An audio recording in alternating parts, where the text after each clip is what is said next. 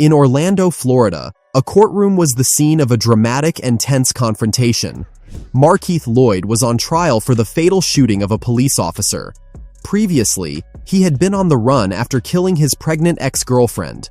Lloyd encountered Lieutenant Deborah Clayton in a Walmart. Surveillance footage revealed them crossing paths multiple times before Clayton received a tip about Lloyd's presence. Attempting to apprehend him, she approached, but Lloyd shot her 4 times, resulting in her death. 9 days later, a SWAT team surrounded Lloyd's house. Using infrared cameras, they tracked him crawling on all 4s before his arrest. Despite surrendering, Lloyd's face was severely injured, leading to media speculation about police brutality in response to Clayton's murder. In court, Lloyd's behavior was erratic. He had lost his left eye and frequently threatened the judge.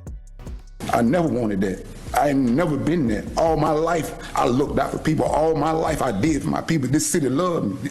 All my life. All I ever did, all my life. And when she made a move, I just was reacting to everything around me. He attacked me. He put my mindset somewhere else. Where did your mind go? In defense mode. I went in worry mode. And I was just reacting. I was being attacked.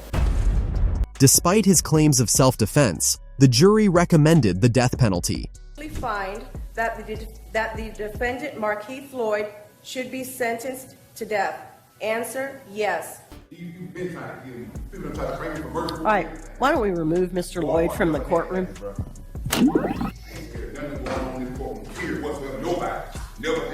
Let's get him out, folks. Similarly, Dexter Johnson faced the death penalty for the brutal murder of a couple. He was found guilty of capital murder in Texas, and his sentencing was marked by emotional displays and an outburst where he hurled a chair in rage. It's a God! It's a God! See you, ladies and gentlemen.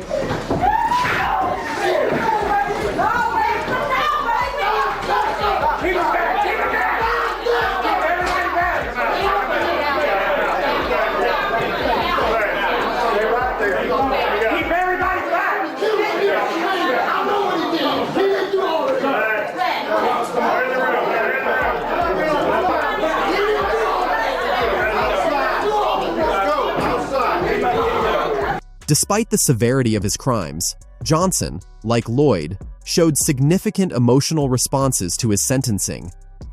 Dexter Darnell Johnson, the jury has found you guilty of capital murder. In accordance with the laws of the state of Texas, this court hereby assesses your punishment of death. Ladies and gentlemen of the jury, this is going to complete your jury service. I'm going to meet you in the jury room. All rise.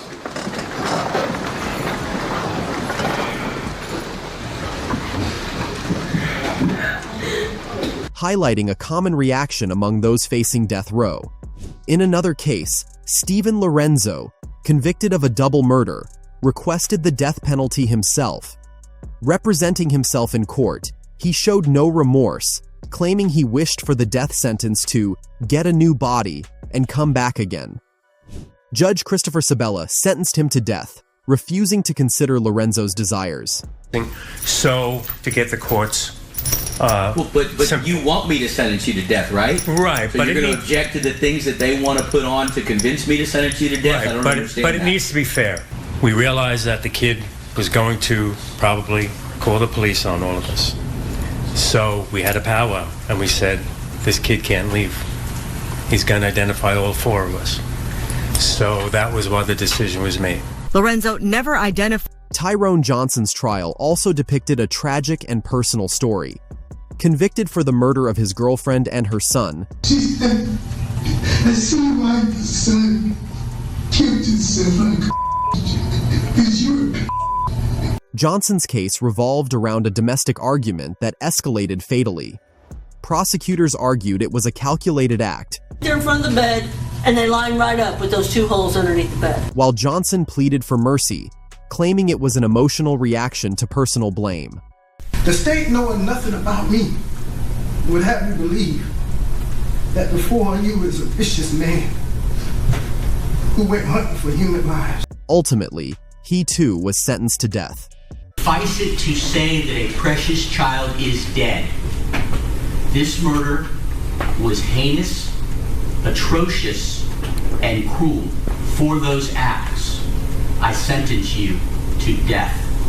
The narrative continued with Fraser Glenn Cross, a self-professed white supremacist who killed 3 people in a shooting spree at Jewish centers. My mind, what was my motive? What was my intent? What was my plan? Obviously, I'm not going to be able to tell you. Just tell you a little bit. He lets me say a little bit, and then he objects when it suits him. Why would he, a DA? He's got a slam dunk. Let's face it, y'all going to put me on death row. Representing himself, Cross's trial was marked by his unapologetic and disruptive behavior. He threatened the jury, declaring his actions were righteous. The opposing party has a right to make an objection. When they do so, I'll rule on the objection. This is not your forum.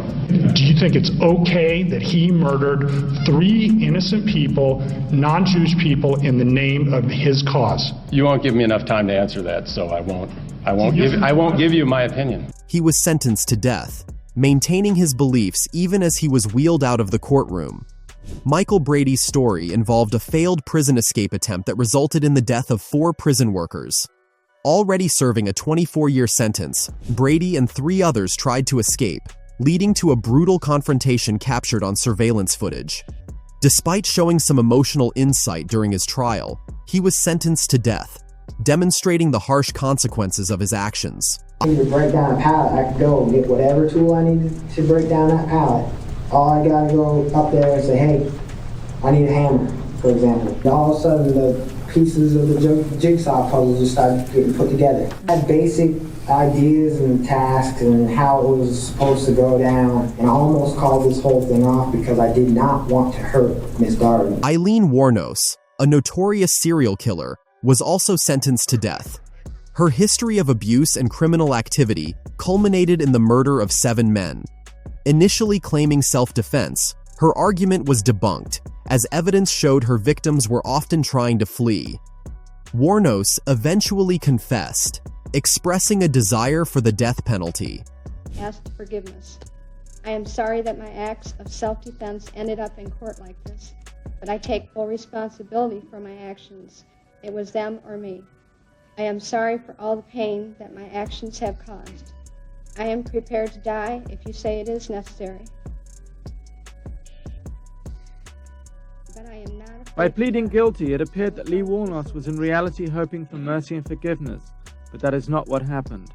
I sentence you in case number 91-463 to death for the murder of Troy Burris. Case number 91-304, I sentence you to death for the murder of Charles Humphreys. Case number 91-112. Lastly, Timothy Mosley and Austin Myers were convicted for the murder of their childhood friend, Justin Back. What started as a planned robbery turned into a brutal killing. Mosley pleaded guilty and received a life sentence, while Myers, showing little emotion, was sentenced to death. These cases highlight the complex emotions and varied reactions of individuals facing the death penalty, reflecting on their crimes and the consequences imposed by the justice system. If you found this video insightful, please give it a thumbs up. Don't forget to subscribe to our channel, Courtroom Reality TV, for more compelling content, and hit the notification bell so you never miss an update.